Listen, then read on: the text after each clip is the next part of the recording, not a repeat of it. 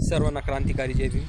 मित्रांनो, आपल्या देशाचे पंतप्रधान आपल्याला माहीत आहे सध्याचे बरं का, की आपल्याला चांगल्या प्रकारे माहीत आहे की ते मनोवादी विचारसरणीचे आहेत, त्याच्यामध्ये काही नो डाऊट. आणि ते दिवसरात्र धर्माचा प्रचार करतात. सनातन सनातन सनातन म्हणतात. ठीक आहे बाबा, तुमच्या धर्माबद्दल तुम्हाला आदर आहे, अभिमान आहे, तुम्ही करा प्रचार, काय हरकत नाही, आमचं स्वतंत्र आहे.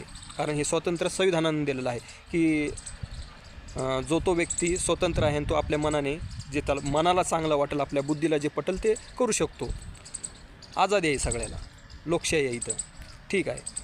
पण तुम्ही दिवसरात्र सनातन सनातन म्हणणारे ज्यावेळेस विदेशात जाता, तुम्ही बाहेर देशात जाता, परदेश दौऱ्यावर असता तुम्ही, त्यावेळेस तुम्ही काय म्हणता? मी बुद्धाच्या देशातून आलो आहे, मी महामानव डॉक्टर बाबासाहेब आंबेडकरांच्या देशातून आलो आहे.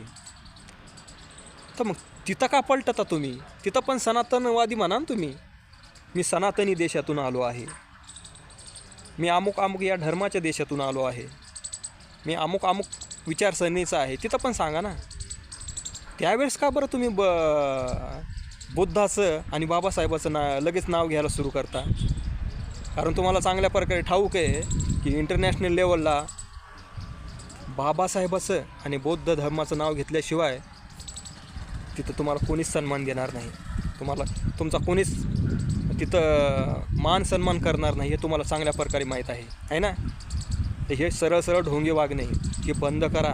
तुम्ही देशाचे पंतप्रधान आहात, तुम्ही जसं तिथं म्हणता ना मी बुद्धाच्या देशातून आलो, तसं इथल्या लोकांना सांगा की हा देश बुद्धाचा आहे, या देशाचे राष्ट्रपिता खरे महामानव डॉक्टर बाबासाहेब आंबेडकर आहेत.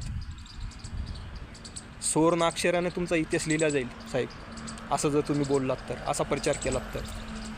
पण तुम्ही जे सध्या करत आहात ना, तुम्हाला वाटत आहे की तुम्ही खूप मोठे महापुरुष होऊन जाल, पण जे तुम्हाला आज उदो करतात ना, हेच लोक उद्या तुमचा तिरस्कार करतील. कारण तुम्ही जे काम करताय ते चुकीचं करताय. जय भीम, नमो बुद्धाय.